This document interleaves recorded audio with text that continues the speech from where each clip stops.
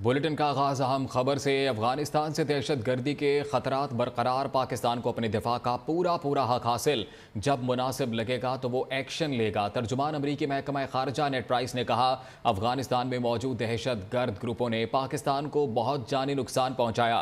दहशत गर्दी का खतरा अमरीका, नेटो और अफगानिस्तान के हमसायों के लिए चैलेंज बन रहा है। पाकिस्तान अमेरिका के लिए करीबी सिक्योरिटी पार्टनर और शराकतदार करार। अमेरिका ने दोबारा पाकिस्तान में दहशतगर्दी के हवाले से लपकुशाई कर दी। अमेरिकी महकमा खारजा के तर्जुमान नेड प्राइस का कहना है कि पाकिस्तान अमेरिका का करीबी शराकतदार है। पाकिस्तान अपनी हिफाजत और तहफ़्फ़ुज़ के लिए वो करेगा जो उसके ज़ाती मुफाद में होगा।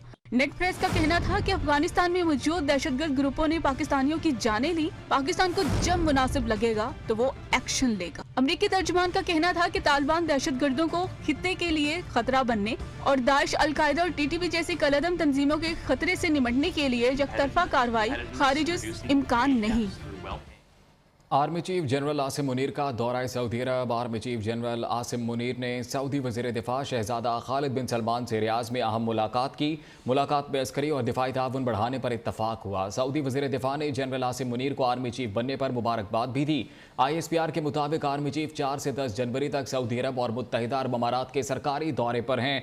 जनरल आसिम मुनीर दोनों बरादर ममालिक की आला क़यादत से मुलाकात करेंगे। मुलाकातों में बाहमी दिलचस्पी, फ़ौजी ताउन और ताल्लुकात पर तवज्जो रखी जाएगी। दौरों के दौरान कौमी सलामती से मुतल्लिक अमूर पर बातचीत की जाएगी। दफ्तर खारजा की भारतीय क़यादत के पाकिस्तान मुखालिफ बयानात और हर्जा सराय की मजम्मत। तर्जुमान दफ्तर खारजा ममताज़ ज़हरा बलोच का कहना है, पाकिस्तान जिम्मेदार मुल्क जबकि भारत मकबूजा कश्मीर और पाकिस्तान में दहशत गर्दी में मुलव्वस है। उन्होंने आलमी बरादरी से मकबूजा कश्मीर में भारतीय रियासती मुजालिम और इंसानी हकूक़ की खिलाफ वर्जियों का नोटिस लेने का कहा। गुज़िश्ता हफ्ते 4 मासूम कश्मीरियों का बहीमाना कत्ल किया गया। साल 2022 में मकबूजा कश्मीर के अवाम पर बेजा पाबंदियाँ आयद की गईं। भारत 74 से अक़वाम मुत्तहिदा की करारदादों से इनकार कर रहा है। खबरों का सिलसिला आगे बढ़ाते हुए आपको बताएं कि वज़ीर आला सिंध मुराद अली शाह की ज़ेर सदारत एपेक्स कमेटी का इजलास। वज़ीर आला सिंध का कहना था कि हमें एक बार फिर अपने सिक्योरिटी सिस्टम को मज़ीद बेहतर बनाना है। इस धरती पर दहशत गर्दी किसी सूरत बर्दाश्त नहीं करेंगे। सिक्योरिटी सिस्टम को मज़ीद बेहतर बनाना है। एपेक्स कमेटी का इजलास हर 15 दिन बाद करने पर इत्तफाक किया गया। सिंध हुकूमत ने मुनशियात फरोशों के खिलाफ ऑपरेशन तेज़ करने का फैसला कर लिया। वज़ीर आला सिंध को बताया गया कि हाई प्रोफाइल केसेस को चालान के लिए 25 प्रोसिक्यूटर्स मुकर्रर किए हैं। ये प्रोसिक्यूटर्स कॉन्ट्रैक्ट की बुनियाद पर मुकर्रर हैं। वज़ीर आला सिंध की जानिब से कहा गया कि मुझे हाई प्रोफाइल केसेस की बेहतरीन प्रोसिक्यूशन चाहिए ताकि इनको सजाएं हों।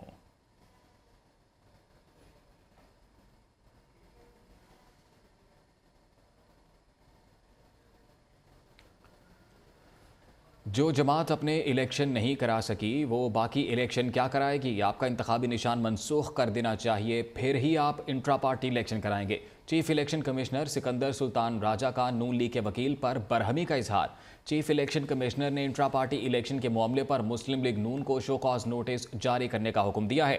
इसी से मुतल्लिक मजीद जानेंगे नुमाइंदा न्यूज़ साकिब सईद से। साकिब, बताइएगा मजीद तफसीलात।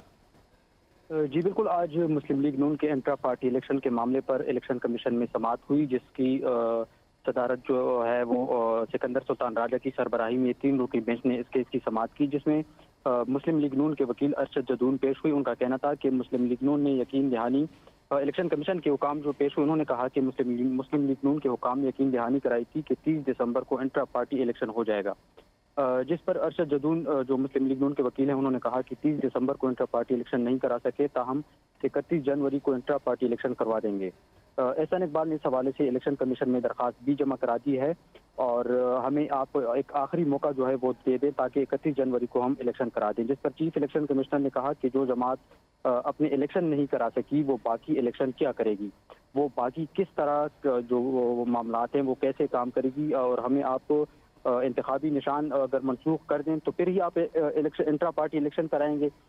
जिस पर उन्होंने कहा कि 7 रोज़ का शोकाज नोटिस जो है वो हम आपको जारी कर रहे हैं और इंतखाबी निशान जो है वो विड्रॉल का जो शोकाज नोटिस है वो भी मुस्लिम लीग नून को जारी करने का कहा गया। ताहम जिस पर election commission chief election commissioner हैं, उन्होंने कहा कि कभी आप कोरोना का बहाना कर देते हैं और कभी किसी और कोई और बहाने के सबब आप कह देते हैं कि हमने इंट्रा पार्टी इलेक्शन नहीं कराया। ताहम जो मुस्लिम लीग नून के वकील हैं अरशद जदून, उन्होंने यकीन दहानी करा दी कि 31 जनवरी तक हम अपने इंट्रा पार्टी इलेक्शन जो है वो करा देंगे जी।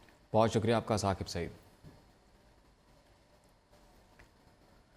साबिक वज़ीर ख़जाना मिफ्ता इस्माइल ने अपनी ही पार्टी के मौजूदा वज़ीर ख़जाना इसाक डार पर तनकीद के निश्तर चला दिए। कहते हैं कि इनके खिलाफ मीडिया पर मुहिम चलाई गई, इनकी पॉलिसियों को गलत कहा गया।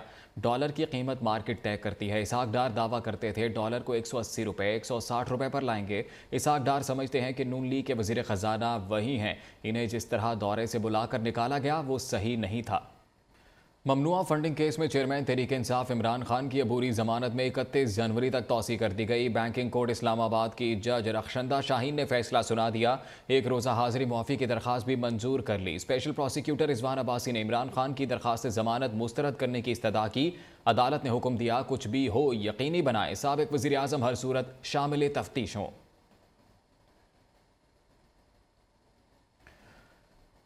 इमरान खान की इलेक्शन कमीशन की कार्रवाई के खिलाफ दरखास्त की लाहौर हाई कोर्ट में समाअत। इलेक्शन कमीशन के वकील ने दरखास्त के काबिल समाअत होने पर एतराज़ कर दिया। मौक़िफ़ अख्तियार किया कि इसी नौइयत की दरखास्त अदालत आलिया के फुल बेंच और सुप्रीम कोर्ट में ज़ेर इल्तवा है। दरखास्त मज़ीद समाअत के लिए फुल कोर्ट को भिजवाई जाए। इलेक्शन कमीशन की कार्रवाई के खिलाफ दायर दरखास्त पर समाअत हुई तो इलेक्शन कमीशन एक आज़ाद और ख़ुद मुख्तार इदारा है, ये मौक़िफ़ अपनाया गया। अदालतों का काम तशरीह करना है, कानून आता तो तरमीम आती है।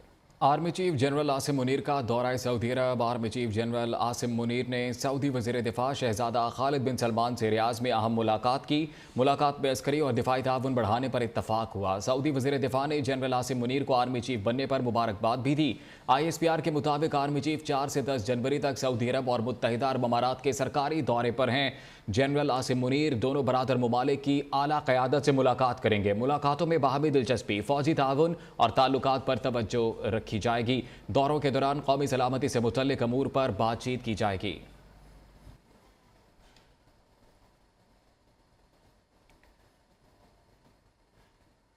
साबिक वज़ीर आला पंजाब उस्मान बुज़दार का कहना है अदालतों से इंसाफ की उम्मीद है। नैब से क्लीन चिट मिलने के सवाल पर कहा अल्लाह की ख़ास मेहरबानी है, कोई गलत काम नहीं किया। नैब इंक्वायरी शुरू कराने में बहुत सारे दोस्त शामिल हैं, नाम नहीं लेना चाहता।